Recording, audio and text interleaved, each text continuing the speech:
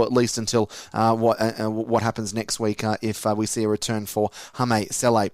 Now, the big news about the Dragons throughout the week and before the weekend was the news that was reported by Michael Chammas of the Sydney Morning Herald that the Dragons, along with the Canberra Raiders, had tabled a 4-year, $4.5 million contract to Stefano Utoikamanu. Now, this is something you know a lot about, Kurt, because obviously him being a Tigers player, the Tigers have been desperate to lock him down over the recent months. They've given him permission, or I guess they've given their blessing to him to test himself on the open market. There's no guarantee that he doesn't end up back at the Tigers and re-signs, but Canberra, the Dragons, and I think maybe even Newcastle might be a side that, although haven't tabled an official offer to him, are looking to try and get Daniel Saifidi off their books to maybe clear up a little bit of cash. I've got my own opinions on Utoikamanu. I think he'd be a wonderful signing for the Dragons, and I think they've been missing a player of his size and his stature in their middle forward rotation.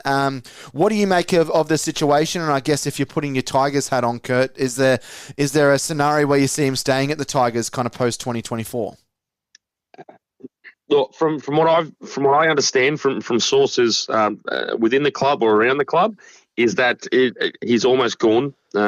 Basically, it's a little bit dubious, the reporting on it, in the fact that some have said that the West Tigers have given him permission to negotiate with rival clubs, where he's allowed to because he's got a KPI in his contract where if West Tigers don't make the finals this year, then he can leave. So the fact that they're probably looking at another wooden spoon, if not second last, it doesn't mean anything, because theoretically they can still play finals football. As part of the contract. So they're buying themselves time, and that is potentially for, upwards of maybe $5 million to keep him there on a longer term deal, which will now give them more time to go to market and find someone to fill his spot. For a rival club to look at him for the Dragons, I think it works both ways. That's big money, and if true, that's great for the big fella. That type of cash, he is a great player. He is, and when he's switched on and when he's motivated, I've seen him do things where they'll be down in a game and out of a game. Even I think at Campbelltown against the Dragons, where he was dirty that his team was losing, and he got angry and kind of put a few shots on and got under the skin of a few Dragons players. That's the kind of player he is. He has been moulded as the potential future West Tigers captain. So if he's on the way out, he's had a lot of people in his ear as well. I know the Dragons need a big leader in that pack in the middle. I think we all agree on that. Like a beacon, a tower that they can work their pack around, which will make the lives of Sewer and Mariner and all those blokes, make their lives a little bit easier.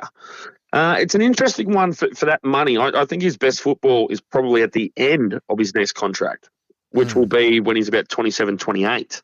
That's when a front rower generally comes into their best footballers around that mark. He's got so much untapped potential that if you get him now for, say, 4.5, he's already a rep player. But is he in the right headspace right now?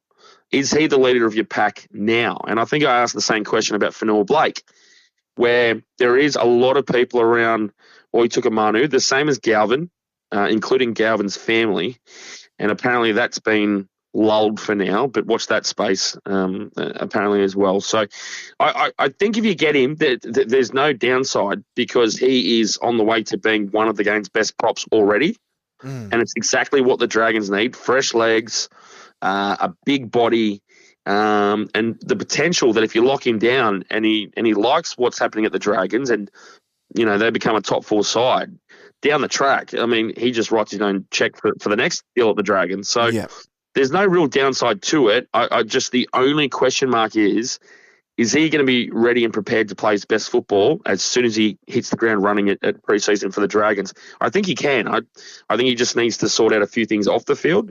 But there's not much downside to this one for me.